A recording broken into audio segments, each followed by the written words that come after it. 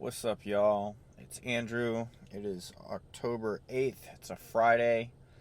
It is about 10 till 7 a.m. I'm out here at Forney High School already. Actually, left home about 5:45, a little over an hour ago, to get on out here.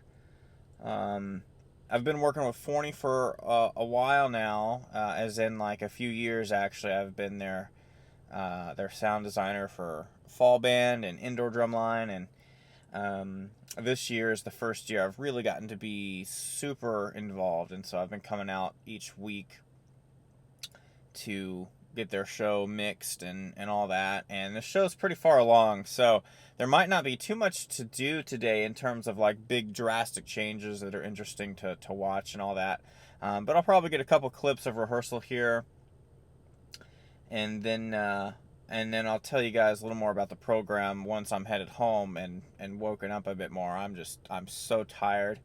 And I should note that the reason I'm so exhausted is, I mean, obviously going out to a bunch of schools and working and all that, yeah, sure, but like, I have a 2.5-month-old baby boy who still wakes us up through the night to eat and everything, and it's a lot. But we're out here at Forney this morning, feeling good, if not tired. And yeah, it's going to be a good rehearsal. I'm going to go ahead and jump out the car and head over to the field, and we'll have a good time. The fader on that sampler instrument, is that all the way out? The fader on that particular channel?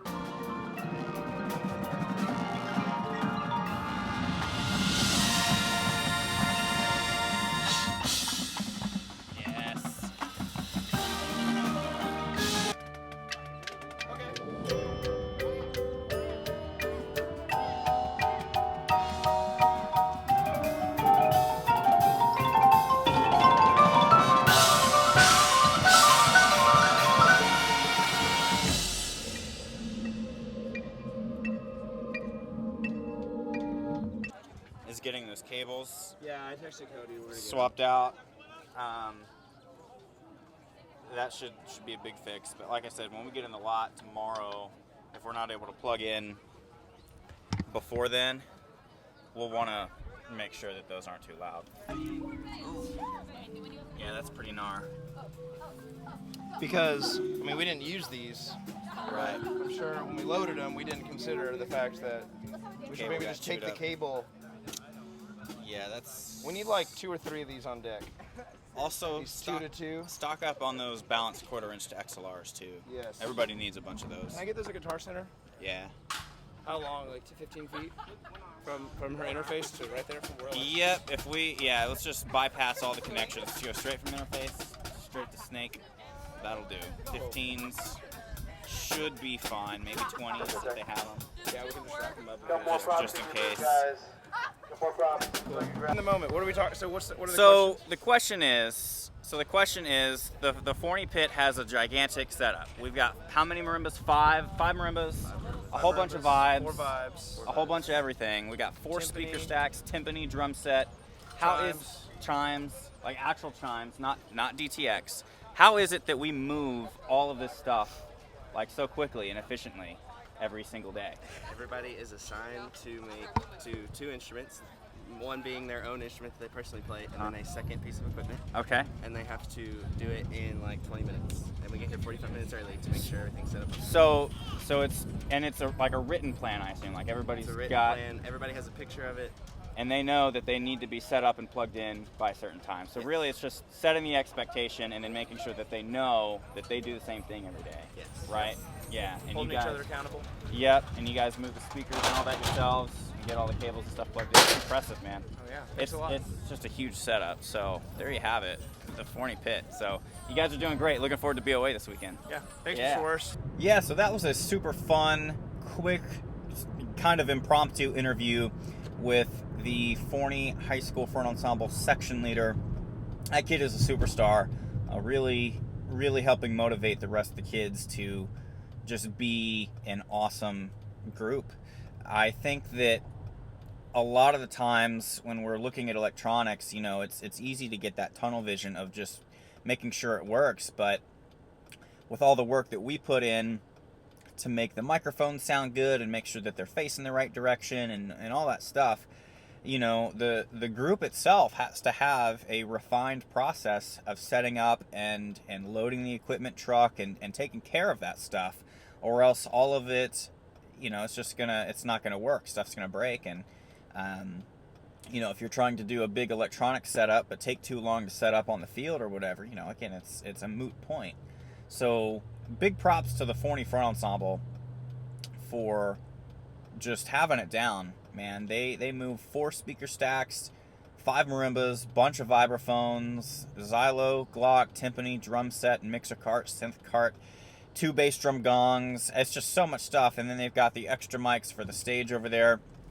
They have I didn't really get a good clip of it this morning, but they've got over on side 2 a wind soloist little stage thing that they go up on. And so just a lot of great things happening over here at Forney. Again, not too much happened in terms of making big scale changes. We added a few samples into main stage. So I got a text yesterday with some requests for some additional riser samples. Again, nothing totally out there and innovative, right? But we're just inserting a few enhancements to the show. And we got him in there. It was real fast-paced this morning. Apparently their football team did really well last night, so they didn't get done with the game until pretty late. So everybody was super tired this morning.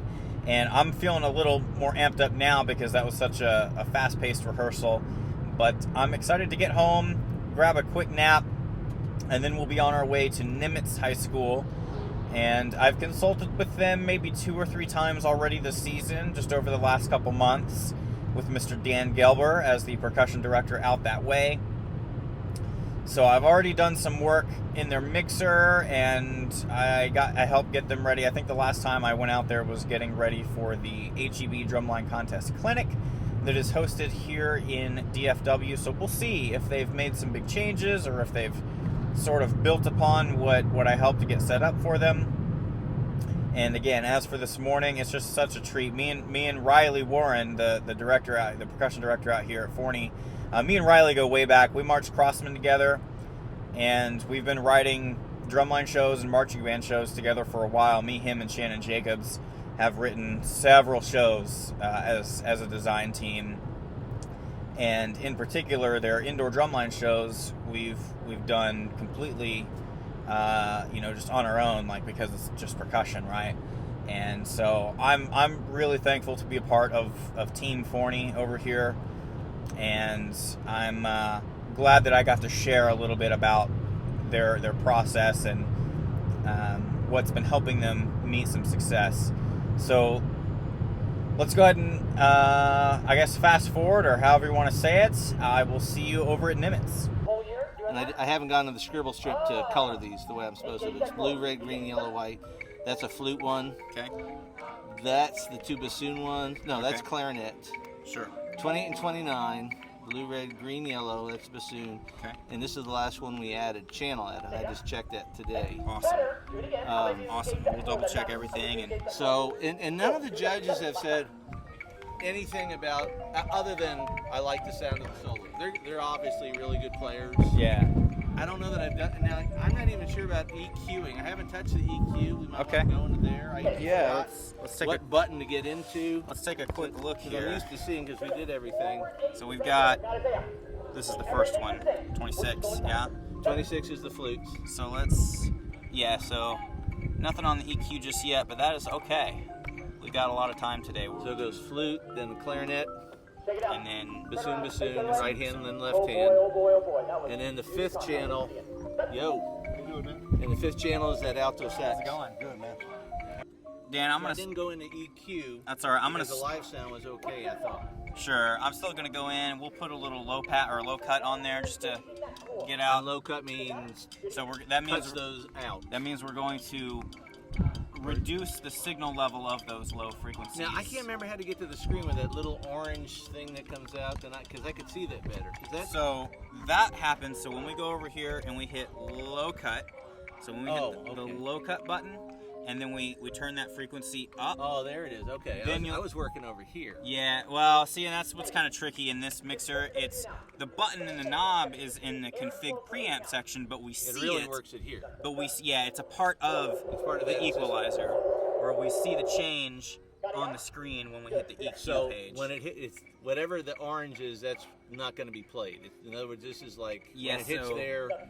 So that's what low cut means. That's basically showing the frequencies that are either being reduced in volume or boosted in volume, because that's what an equalizer does. See, for all my marimbas, if I remember, we have another one going the other way over here. I haven't done that in a long time. We did that last. Yeah, see, all your marimba channels have a good low cut on there, and that's primarily to help with frame noise and wind noise. Yeah, we haven't had any problems all year. Yeah, and we've got a really good setting there for those, and we'll do the same for the Solus mics, just to make sure. I mean, it could be particular. We got the wind screens. It looks like. I just did that. We've never used them, but we came out here today, and I said, "Well, it's windy. I got wind screens."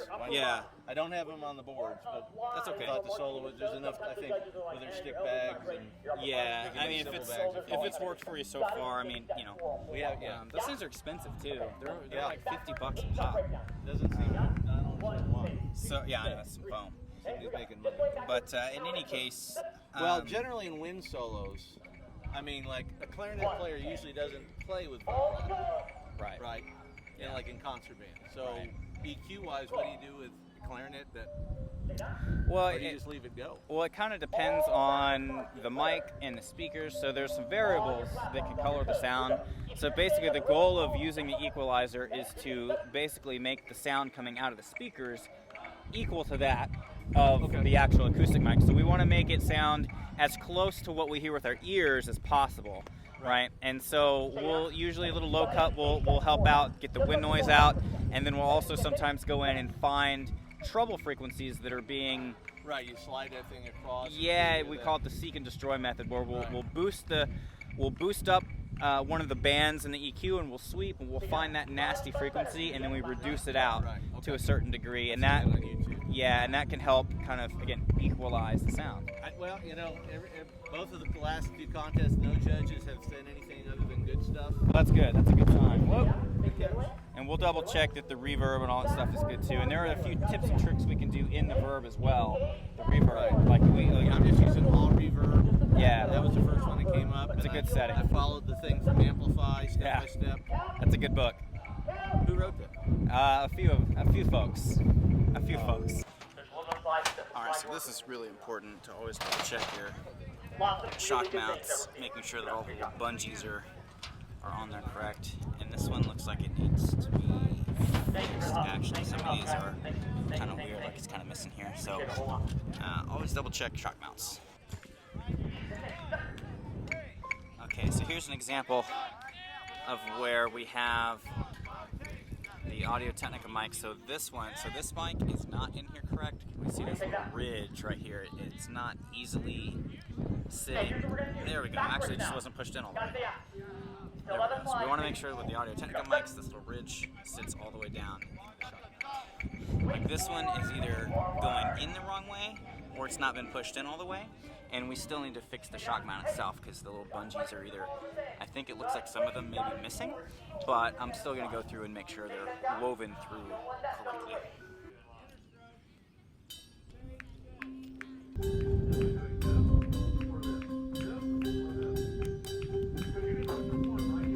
There we go. All fixed up.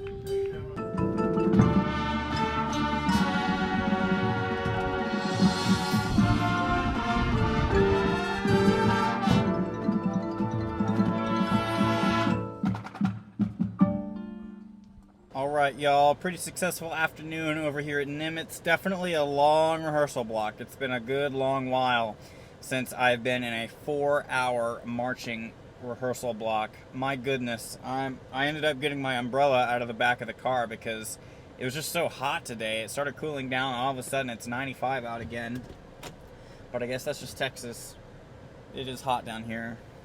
So as I conclude my day, I will say that the rehearsal I just ended here at Nimitz, it was primarily setting levels throughout their whole show, like just this is too loud, that's too soft.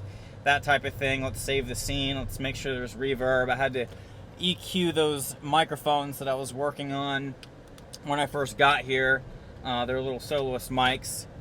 But all in all, it was a very productive day. This morning with Forney, this afternoon with Nimitz. And I didn't do the installation for either of the schools today, like the hardware system installation. But I have consulted with Forney pretty much every week, and then Nimitz, this is my third or fourth time out here. So I've at least gotten to know the programs pretty well and have helped them craft as good of a sound as I can. And both groups have done a good job with their hardware system installation, especially since it was the percussion directors that did it themselves. So really good work on their part. But at this point, I am so exhausted. So tomorrow, I will be at the BOA Dallas. I know I've mentioned that a few times this week. I've got 3 groups of mine going on. Forney in the morning, Reedy High School in the afternoon, and then Aledo in the slightly later afternoon. And so I am planning to get home today, shower, eat some late lunch, early dinner, and then snuggle with my baby and rest. I'm exhausted, y'all. This week has been really intense. Really has sapped the energy. So I'm looking forward to doing tomorrow, and then Sunday, as they say, there's no rest for the wicked. I've got some more sound design to do, but at least that will be at home, at the home office studio desk, in the comfort of my own home, because the driving around town and all that, it's exhausting. But I'm very thankful to have the job that I do and the clients that I work with and all that good stuff. Please like and subscribe if you've been enjoying the content. I sincerely hope you do. Again, this has been more of a kind of put it out there and see what happens type project, but also a bit of a chronicle for me, so I can look back and remember how crazy this month was. So thanks so much again, y'all. I will see you in the next one.